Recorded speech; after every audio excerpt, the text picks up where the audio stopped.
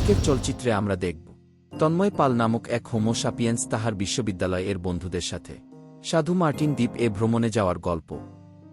সেখানে তারা দিকবিদিকশূন্য হয়ে ঘুরে বেরিয়েছে, মুগ্ধ হয়ে আকাশ ভেঙে পড়া জোছনায় উদ্ভ্রান্তের মতো সমুদ্র পাড়ে গলা ছেড়ে গান গেয়েছে। মুহূর্তগুলো ক্যামেরায় বন্দী হয়েছে কম, তবে মনের মেমোরি ছিল রানিং আউট অফ স্টোরেজ। তা কি আর সব ভিডিওতে তুলে ধরা যায়?